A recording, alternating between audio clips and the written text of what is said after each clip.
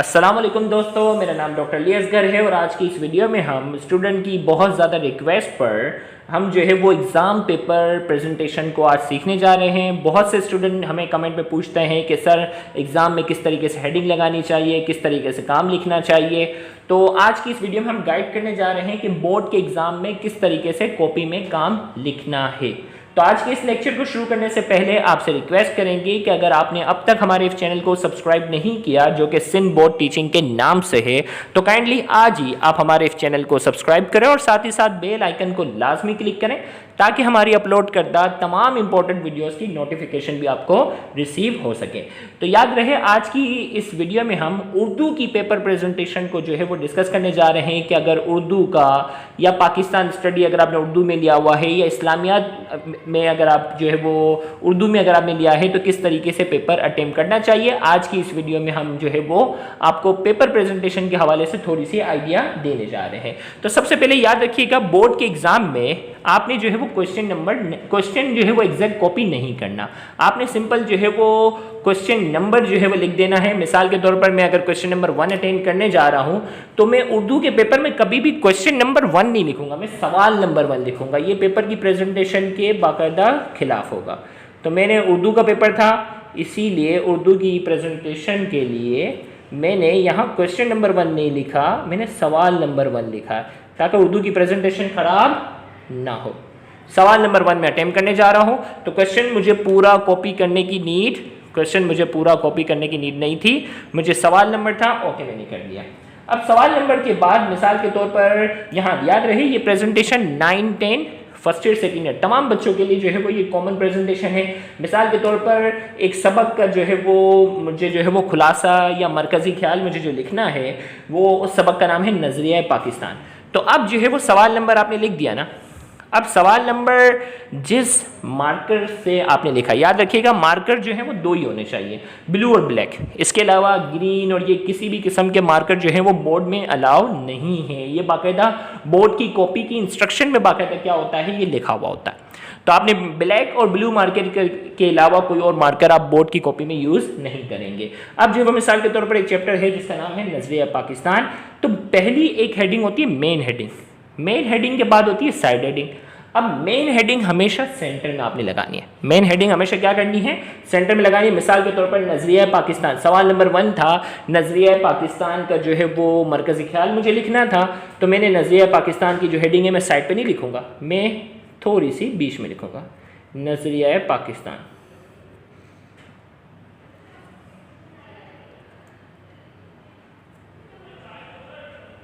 नज़रिया पाकिस्तान की मैंने जो है ये हेडिंग जो थी वो थोड़ी सी, बहुत ज़्यादा बीच में करने की ज़रूरत भी नहीं है, लेकिन इतना हो कि सेंटर हेडिंग बआसानी पहचान में आ सके। ये नज़रिया पाकिस्तान हो गया। नज़रिया पाकिस्तान की मैंने हेडिंग लगा ली।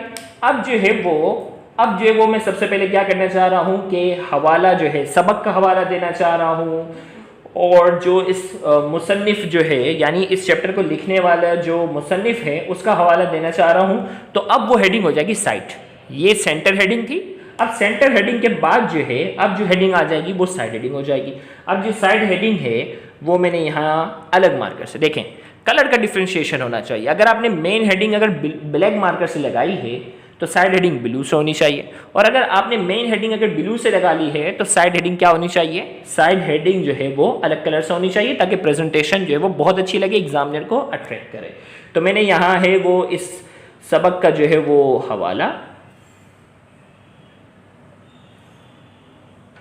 हवाला है सबक,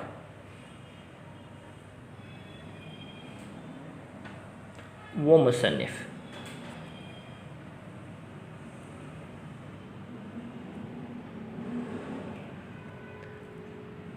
अब देखो ये सिखाने के लिए मैं थोड़ा सा स्लो चल रहा हूँ, इस पर परेशान मत होना। सॉरी ये पेपर में इतनी देर में हम कैसे लिखेंगे ये है, तो एक बार आपको फॉर्मेट पता चल जाए तो फिर प्रैक्टिस करके आपकी स्पीड बढ़ती जाएगी। इसके नीचे अभी हम अंडरलाइन भी करेंगे, लेकिन पहले हम तेज़ी से लिखना शुरू करेंगे। मिसाल के तौर पर मैंने यहाँ जो है वो स्टार्ट कर दिया, ये मरकज़ी ख्याल, कोई भी आपके यहाँ जो है वो सैम्पल के तौर पर मैं यहाँ कुछ भी लिख देता हूँ, ये मरकज़ी,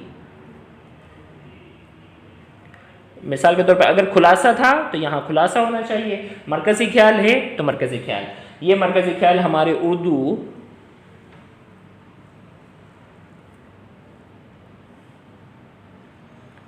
उर्दू की दरसी किताब, कुछ भी यहाँ समझाने के लिए मैं यहाँ कुछ भी लिख देता हूँ ना, उर्दू की दरसी किताब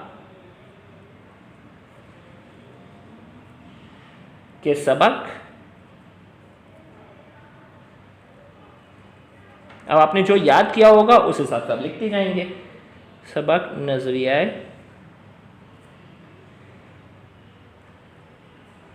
पाकिस्तान से लिया गया है, मिसाल के तौर पर आपने जो याद किया होगा उस हिसाब से लिखेंगे ना। मरकज़ी नजरिया पाकिस्तान से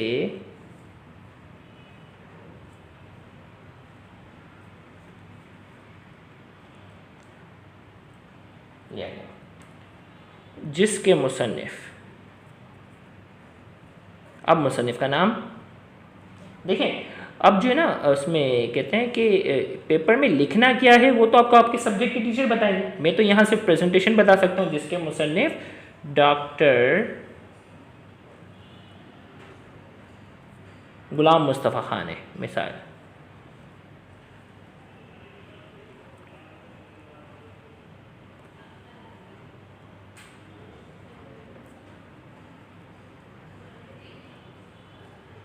चले ये मैंने दे दिया।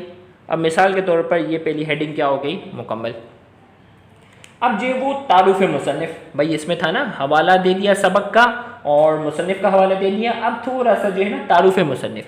अब तारुफ मुसन्निफ भी जो है वो मेन हेडिंग नहीं है, वो क्या है, साइड हेडिंग है। तो इसलिए मैं क्या करूँगा, उसको भी मैं साइड पे लिखूंगा।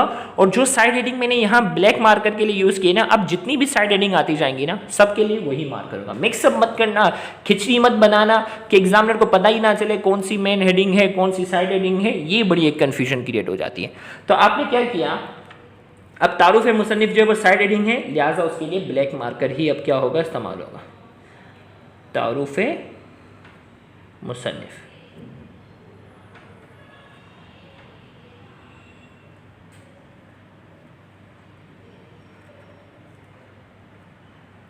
ये हो गया।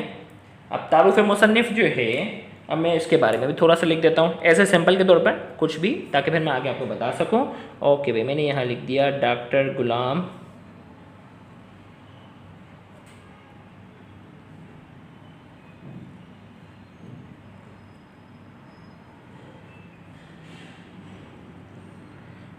गुलाम मुस्तफ़ा खान। देखें भाई, लिखने की प्रैक्टिस तो फिर आपकी होगी ना, जितना ज़्यादा लिखते जाओगे स्पीड बढ़ती जाएगी। अब ये मत बोलना, इसमें होता है तनकीदी लोग कि भाई ये बहुत स्लो लिख रहे हैं, तो ये एक रात में तो ये नहीं होगा ना कि आपने फर्स्ट टाइम लिखना शुरू किया और आपकी राइटिंग स्पीड तेज़ होगी। आप फिर लिखते जाएंगे, आपकी स्पीड तेज़ होती जाएगी।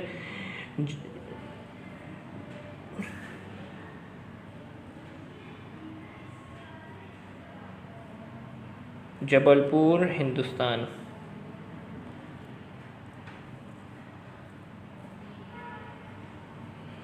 मुसन्निफ का थोड़ा सा हमने इंट्रोडक्शन दे दिया।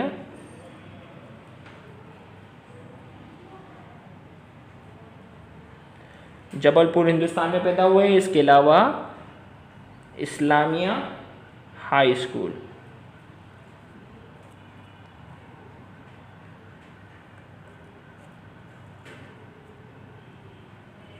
इस्लामिया हाई स्कूल में 7वीं जमात तक तालीम हासिल की।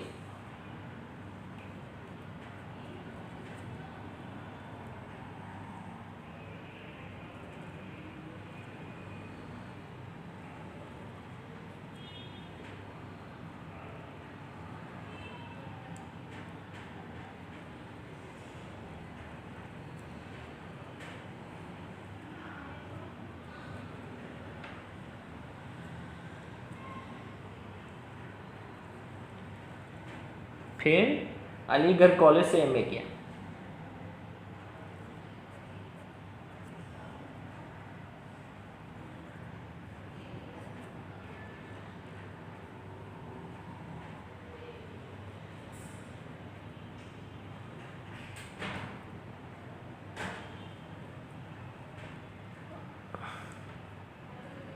चले ये हो गया। अब आपके पास एग्जाम में टाइम मिल जाता है ना, तो फिर आपने क्या करना होता है कि हेडिंग को कुछ टीचर कहते हैं अंडरलाइन लगाओ। अब अंडरलाइन भी आप लगा सकते हैं। मिसाल के तौर पर सवाल नंबर 1 जो है आपने ब्लैक से लिखा, तो इसके अंडरलाइन जो है वो आप किससे करेंगे, ब्लू से करेंगे। अंडरलाइन के लिए कोशिश करें कट मार्कर ना हो ताकि जल्दी से अंडरलाइन हो सके।